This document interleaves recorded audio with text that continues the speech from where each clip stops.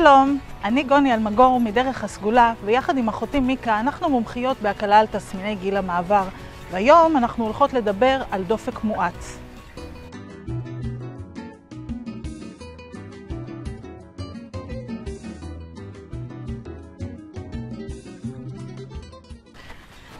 להעלות את הדופק ולהגיע לדופק מואץ זה דבר טוב. כשאנחנו עושות ספורט אנחנו רוצות להעלות את הדופק, זה מה שעושה את העבודה. אבל כשהדופק עולה לך פתאום בבת אחת ואת מוצאת את עצמך עם דפיקות לב מאוד מאוד חזקות, בלי שעשית שום פעולה, זה מאוד מאוד מפחיד.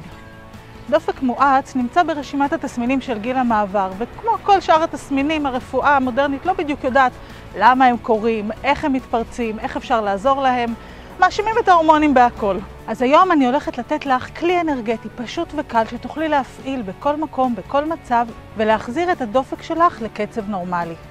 אם את חווה פתאום דופק מואץ, דפיקות לב מהירות, למרות החרדה, למרות הפחד של מה שתקף אותך כרגע, דבר ראשון, קחי נשימה עמוקה. תזכירי לעצמך, זה רק תסמין, זה רגעי, זה זמני, אני הולכת לטפל בזה ועוד רגע זה עובר.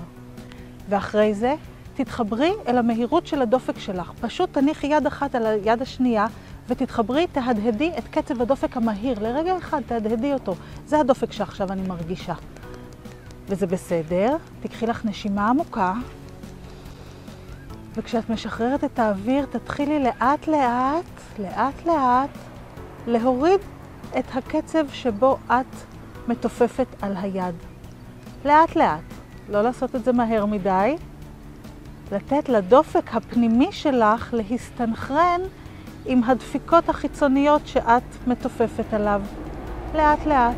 תקחי לך עוד נשימה עמוקה. ותאטי עוד קצת את קצב הדופק.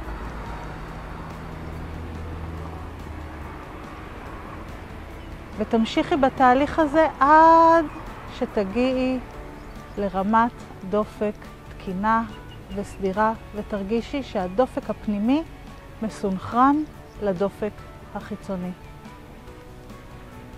כשאת מגיעה למצב הזה, פשוט תקחי לך עוד נשימה עמוקה. עבר, חלף, והכל בסדר. אם אהבת את הסרטון, נודה לך מאוד אם תעשי לנו לייק, ואם תשתפי חברות שלך, כדי שגם הן ידעו מה אפשר לעשות אם תוקף אותן פתאום מצב של דופק מהיר. ואת מוזמנת כמובן, אם עדיין אין לך את סדרת הסרטונים שלנו, שמלמדים אותך איך להקל על תסמיני גיל המעבר בעזרת כלים אנרגטיים, את מוזמנת עכשיו להיכנס לקישור שנמצא מתחת לסרטון, והערכה כבר בדרך אלייך. צעדי באיזון.